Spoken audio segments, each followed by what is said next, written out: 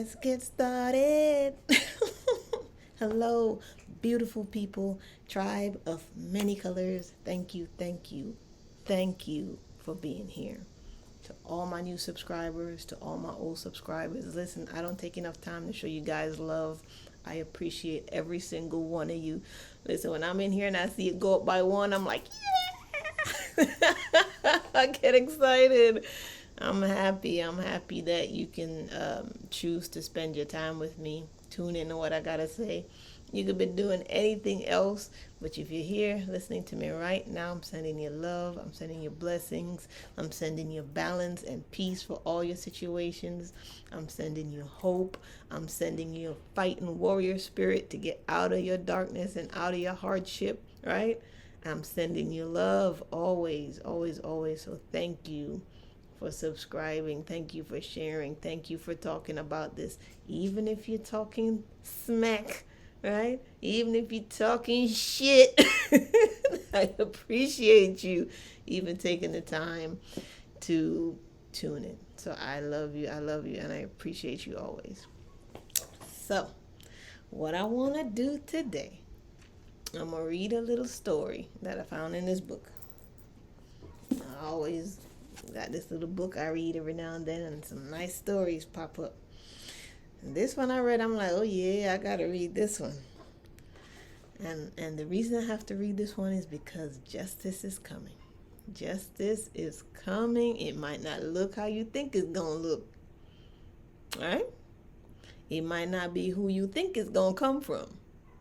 But justice is coming. Okay? Let me read this story first and then we'll talk about it. All right, this story. Now, before I even start, remember when you read or when you listen to somebody read, activate your imagination. You always hear a lot of people talk about the third eye. Always, always, always talking about the third eye. And one of the biggest ways to activate your third eye is to use your imagination. Okay? It's literally the eye within that shows you the images of everything that you could want to see. It can show you the future. It can show you the past. It can show you an outcome for the present situation. Your third eye activated is your ability to imagine. So for all the people that used to daydream when you were younger and people told you get your head out the clouds, it might have been for that moment. But you need to get back and restore your ability to daydream and imagine, because how do you create a life that you can't imagine? How? You have to use your imagination to create what you want to see, and you got to see it here first. Here first. All right? And then you create it. So always use your imagination. Try to imagine the scene as clearly as possible, right? Let your mind take you on a journey. That's why it's very important to read. It's one of the easiest ways to activate your imagination. All right. So this story is called The Bell of Atri, retold by James Baldwin. This old story reminds us that justice comes from people living up to their obligations towards one another.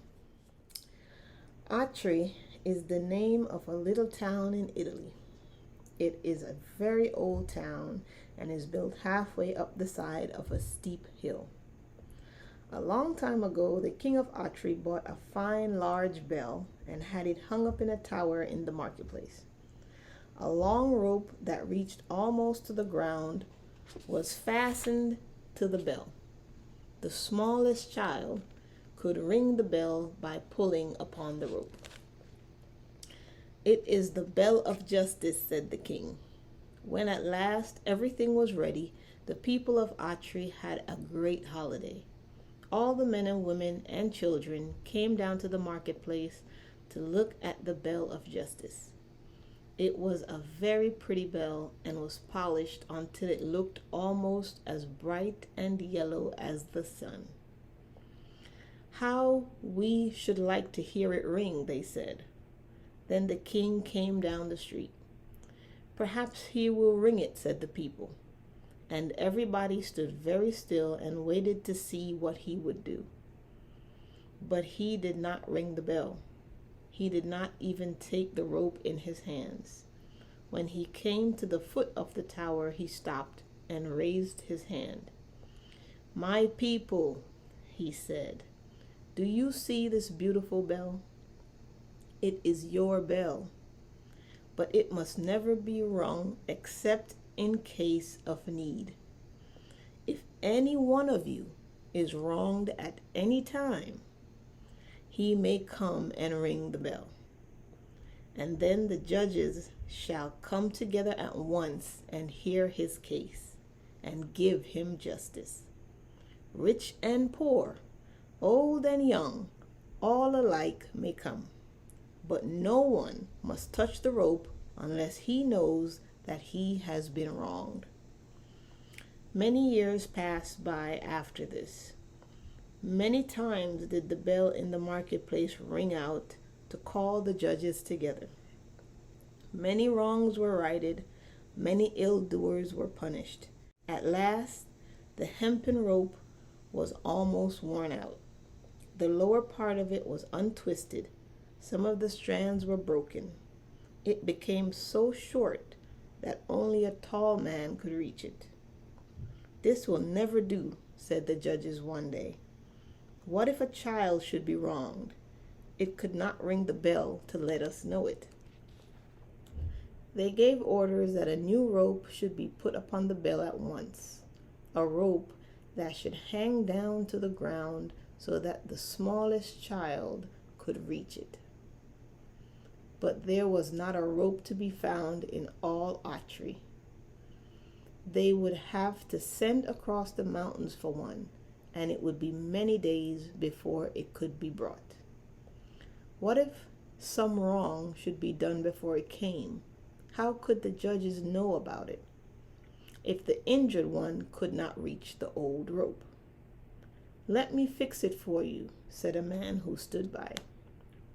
He ran into his garden, which was not far away, and soon came back with a long grapevine in his hands. "This will do for a rope," he said, and he climbed up and fastened it to the bell. The slender vine, with its leaves and tendrils still upon it, trailed to the ground. "Yes," said the judges, "this is a very good rope.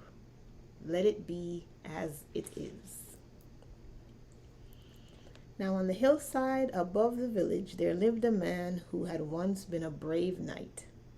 In his youth he had ridden through many lands, and he had fought in many a battle.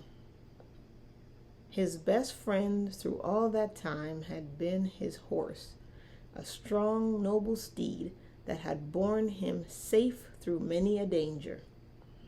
But the knight, when he grew older, cared no more to ride into battle. He cared no more to do brave deeds. He thought of nothing but gold. He became a miser. At last he sold all that he had except his horse and went to live in a little hut on the hillside. Day after day he sat among his money bags and planned how he might get more gold. And day after day his horse stood in his bare stall, half starved and shivering with cold. "What is the use of keeping that lazy steed?" said the miser to himself one morning. "Every week it costs me more to keep him than he is worth. I might sell him, but there's not a man who wants him. I cannot even give him away. I will turn him out to shift for himself and pick grass by the roadside. If he starves to death, so much the better."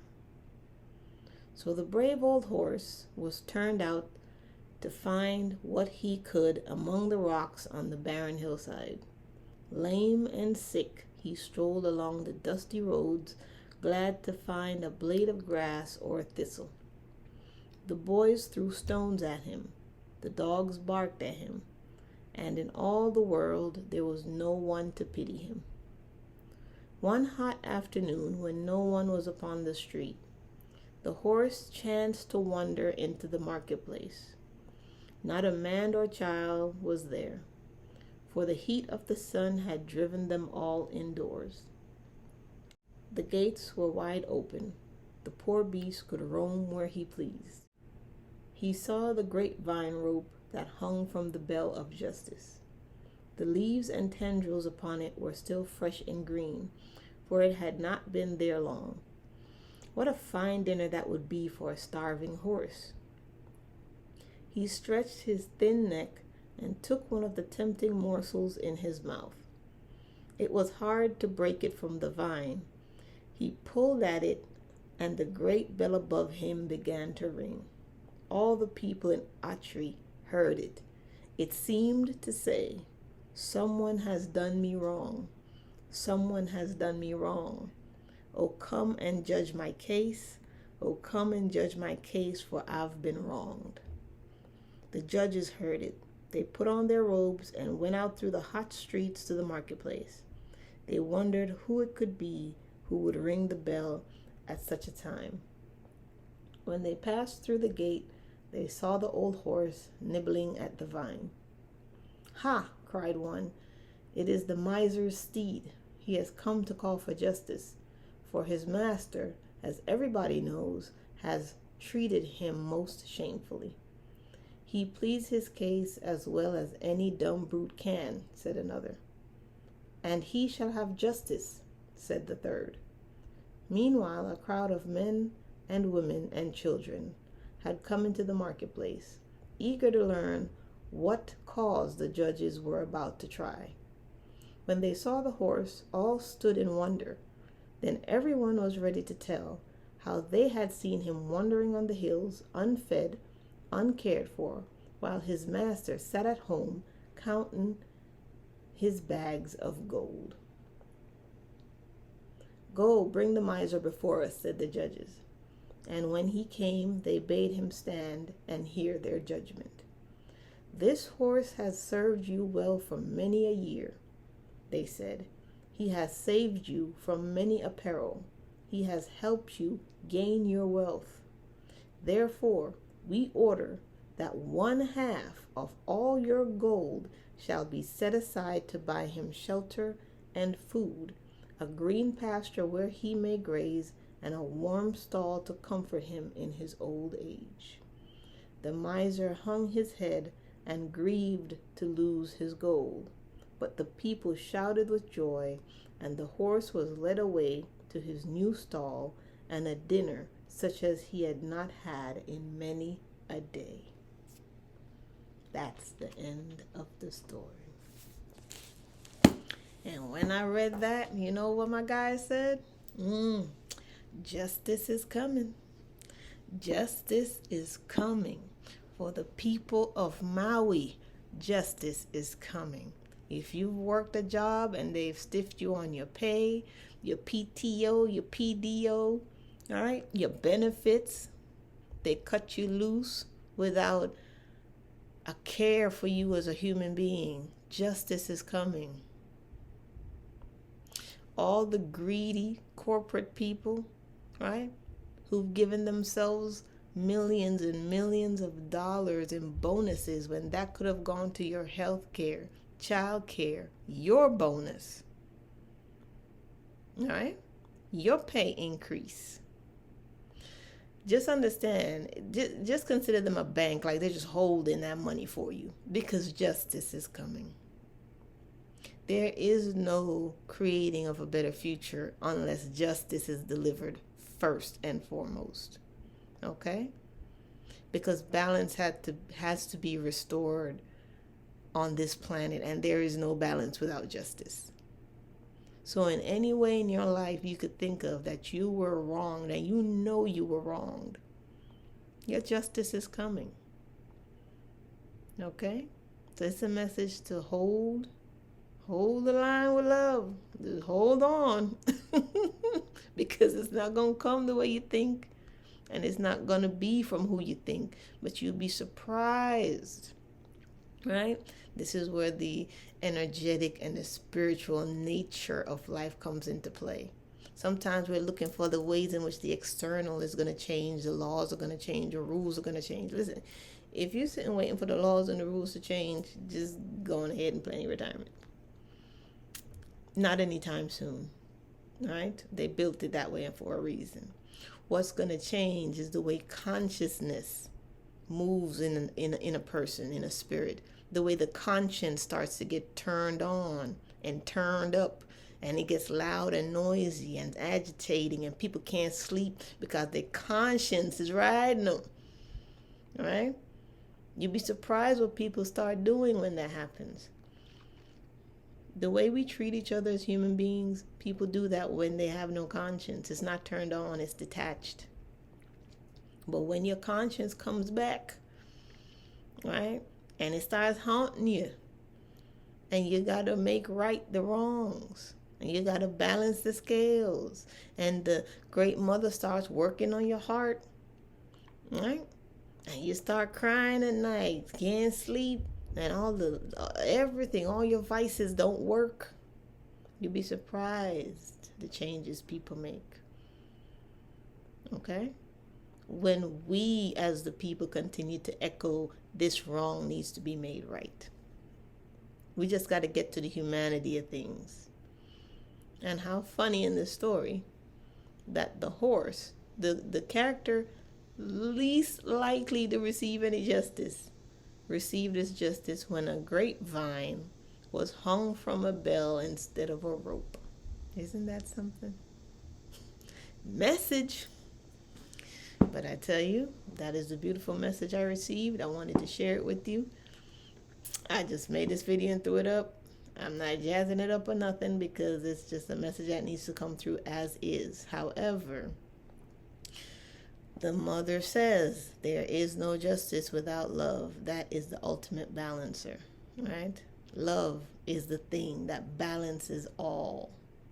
So, with that being said, I am going to pull a card from the Power of Love deck.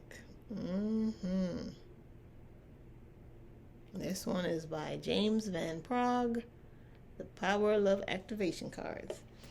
Now let's close out with the message of justice with a little bit of love. Let's see. Let's close this out and put a... Okay, this one just wanted to jump out, and it says... It just flew out of the deck. You are releasing any self-imposed restrictions or perceived limitations through the loving energy of openness. Freedom. Freedom, freedom, freedom. Let's see what it says in the book. Freedom. You are releasing any self-imposed restrictions or perceived limitations through the loving energy of openness. Your natural state of being is one of boundless freedom and joy. Don't suppress your God-given potential by weighing yourself down with other people's opinions or expectations. Get in the daily habit of setting the intention to be yourself and allow yourself to love who you show to the world. If you present a false face in order to feel accepted, you are doing a disservice to your soul and its mission. Embrace the freedom to be you, because anything else is giving away your power. Oh, hold on, I gotta read that again. Embrace the freedom to be you, because anything else is giving away your power. But don't neglect the necessity of self-reflection and contemplation. Engaging in introspection affords you the opportunity to see your actions clearly and from a different perspective. When you begin to view your life objectively, an incredible feeling of empowerment and freedom overtakes you. In this awareness, you are able to identify how you reacted to various situations. Were your responses ego-based, or did you demonstrate compassion for another? Knowing this, you can be vigilant with respect to your reactions to any situation. This card doesn't mean you're at liberty to behave badly or with judgment. Instead, it gives you the freedom to let love and compassion be your guide. You are the sum of all positive, negative, and neutral experiences and behaviors. Good, bad, or indifferent, they have made you who you are today. So honor them all and learn from them, which is what we do on an individual level, so that we can expand that to a earthly level, right? That's all a part of the healing, is to look at all the ways that the experiences can bring us to wholeness and balance, and show honor to everything we've gone through that has gotten us here. And that in that vein and in that strength, we keep pushing forward with love, so we can balance this energy on this plane with justice leading the way. And with that, I bid adieu. I love you. I love you. I love you.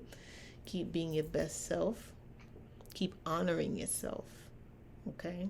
In everything you do. Let your heart lead, right? Let your contemplative mind gear that energy and that feeling and that love and vibration towards your best self, okay? I love you. I love you. I love you. I love you. Talk to you later. Bye.